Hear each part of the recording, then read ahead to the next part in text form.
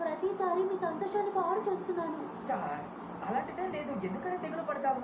ఏమీ చేయకుండా ఉండడానికి ఏదో ఒకటి చేయడం మంచిదే కదా. రేవన్ లాగా నేనేమీ అలా లేదే.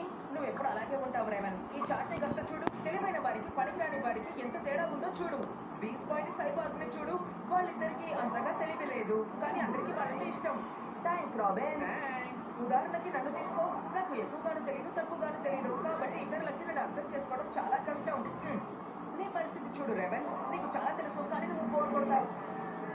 నేను అలా ఉండదలుచుకోలేదు.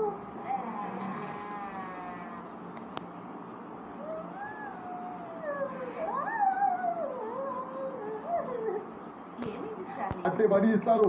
అరే బా, ఇన్ని డబ్బులా? ఇది కేవలం అడ్వాన్స్ మాత్రమే. దీనిలో ఇంకా 5 పెయింటింగ్స్ రెడీ చేసి పో. ఓకే, ఎల్లు గుర్తెల్లి రెడీ చేయి. మా అంటే బా, ఎంత ఎక్కువ డబ్బులు. ఆకి జెంటిల్మెన్ అయిపోయాడు. ఇప్పుడు నేను కూడా ఫేమస్ అయిపోతాను. నా దగ్గర టాలర్, గౌరవ మర్యాదలకి ఎలాంటి లోటు ఉండదు. ఒక సెలబ్రిటీ అయిపోయాను.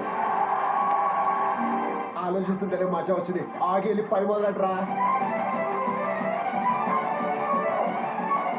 ఈ పిల్లికి మన మొహం పాడు చేసినా కూడా సంతోషం దొరకలేదు. ఇప్పుడు క్యాన్వాస్ కూడా నాశనం చేస్తున్నాడు. ఇక్కడ నుంచి వెళ్ళిపోండన్నా. నేను నా భోజనం పూర్తి చేసే సమయంలోనే ఆగి తన ఆర్డర్ ని చాలా తొందరగా పూర్తి చేసేసాడు. ఈసారి వేసిన పెయింటింగ్ చూస్తే సంతోషిస్తారు సార్. అయితే డబ్బులు ఇస్తాను. డబ్బులా సరిపోవా? ట్రిపుల్ ఇస్తాను. వెల్కమ్ చిల్కోసాయి గారు. ఏంటి, నువ్వు మాయం చేసిన వాళ్ళని మళ్ళీ తిరిగి రప్పించాలా? నన్ను నమ్ము డోరేమాన్. నిజంగా వాళ్ళని మాయం చేయాలని అనుకోలేదు. నువ్వు అలాగే చెప్తావు, కానీ దయచేసి నువ్వు ఏదైనా చేయగలిగేది చెయ్యి. ఇలా చూడు, ఇదంతా తేలికైన పని కాదు.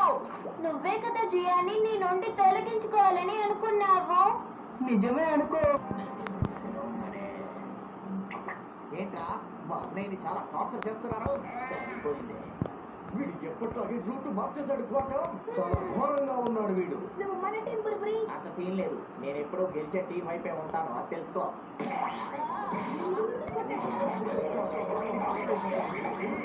మాకు 5 minutes ఇంటర్వెల్ కావాలి. తప్పకుండా తీసుకోండి.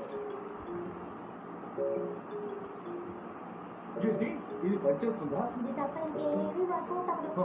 వీడు చెప్పేది నిజం. అయితే బరిలో దిగేద్దామా? దేనికైనా సరే నేను సిద్ధంగా ఉన్నాను. అవును, ఇప్పుడు మనం ఏం చేద్దాం?